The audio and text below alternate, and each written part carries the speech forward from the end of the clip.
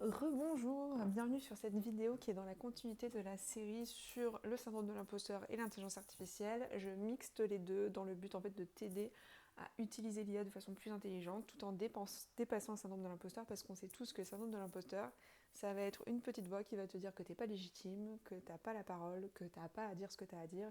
Et avec l'IA, c'est encore pire, on a un nouveau syndrome de l'imposteur qui vient d'arriver et qui vient d'éclore. C'est le syndrome de l'imposteur qui est lié à l'utilisation de l'IA, c'est-à-dire qu'on ne se sent pas suffisamment apte ou du moins légitime à utiliser l'IA et surtout on a peur de s'y perdre, on a peur de perdre sa voix authentique en utilisant l'IA. Et là, dans cette vidéo, je vais te parler de comment rester authentique en utilisant l'IA et surtout, est-ce qu'on peut utiliser l'IA tout en étant auteur de ses contenus. Par rapport à la première question, est-ce qu'on peut rester authentique tout en utilisant l'IA, c'est-à-dire garder sa voix? Bien sûr que oui.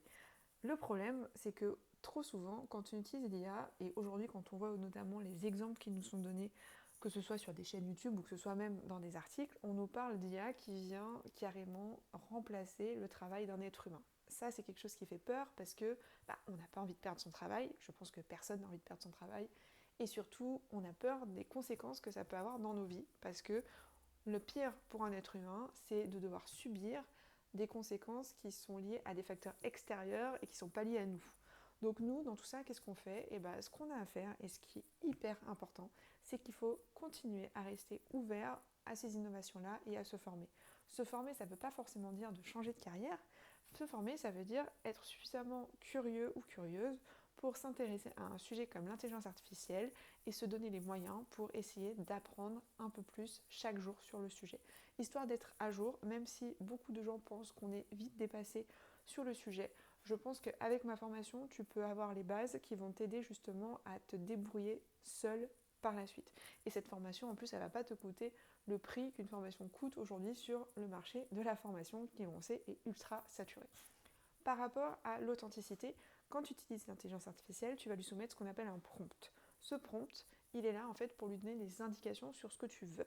Mais toi, derrière, tu peux lui apporter aussi un contexte. Un contexte, ça va être des éléments qui vont permettre en fait à l'IA de te comprendre un peu plus et de savoir ce que tu attends de lui. Dans ces éléments, tu peux citer des références. Les références, c'est par exemple des documents, des blogs, d'articles, des écrits, des pages et des pages où tu sais que c'est toi qui l'as écrit à la mano, ça vient de toi et tu sais qu'il pourra savoir exactement le type de format et le type de contenu derrière que tu attends de sa part.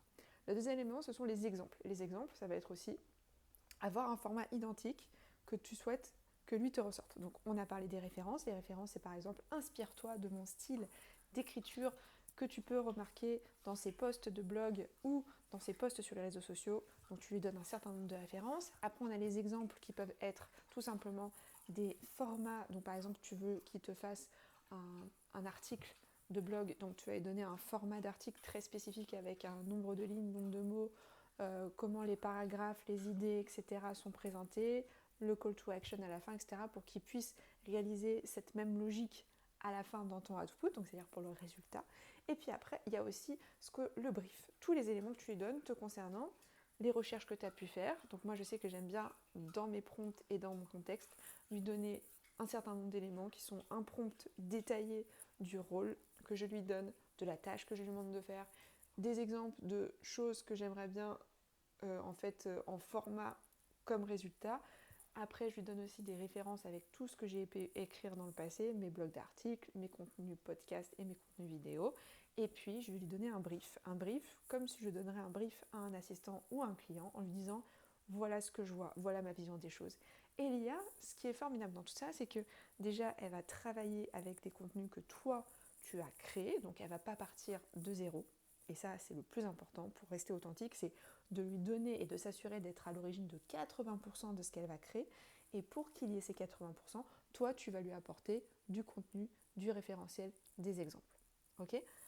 Après, par la suite, quand tu vas échanger avec lui, tu vas vite réaliser selon l'IA que tu utilises, donc ChatGPT, Perplexity, Claude, Gemini, DeepSeek, le chat de Mistral, peu importe, mais je t'invite vraiment, et ça c'est ultra important, d'essayer plusieurs IA génératives pour t'assurer de trouver celle qui soit la plus fidèle à ta voix, celle qui correspond le plus à tes attentes. Comme un assistant, on ne va pas prendre n'importe quel assistant avec lequel travailler, on va prendre l'assistant qui nous comprend le mieux, qui fonctionne le mieux avec nos idées. Et moi, dans mon cas, c'est Claude. Dans mon cas, c'est Claude parce que Claude, j'ai réussi à trouver un juste milieu pour qu'il respecte mon style, mes formats, et que quand il travaille avec moi, il ne prenne pas la liberté de prendre des raccourcis comme par exemple peut le faire très souvent ChatGPT, tout en prenant en considération la taille de contexte qui est donc la taille d'éléments que tu lui donnes.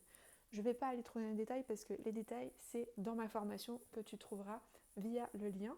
Tu peux t'inscrire en fait, c'est un abonnement. Je fais ça pourquoi? Parce que comme ça te permet en plus d'être formé, d'avoir un accompagnement avec moi, en plus de mon contenu en ligne qui est disponible en ligne quand tu veux, où tu veux. Et c'est un abonnement parce que peut-être qu'il te faudra 1 mois, peut-être qu'il te faudra 6 mois. Comme ça, tu peux terminer la formation quand tu le souhaites et tu n'as pas un gros budget en tête au tout début. C'est très raisonnable, c'est un petit prix et ça me permet moi de continuer à te fournir du contenu et à t'aider à avancer avec l'intelligence artificielle et syndrome de l'imposteur parce que les deux sont très souvent liés. Je te retrouve pour la prochaine vidéo et je te souhaite une très bonne journée. Ciao ciao.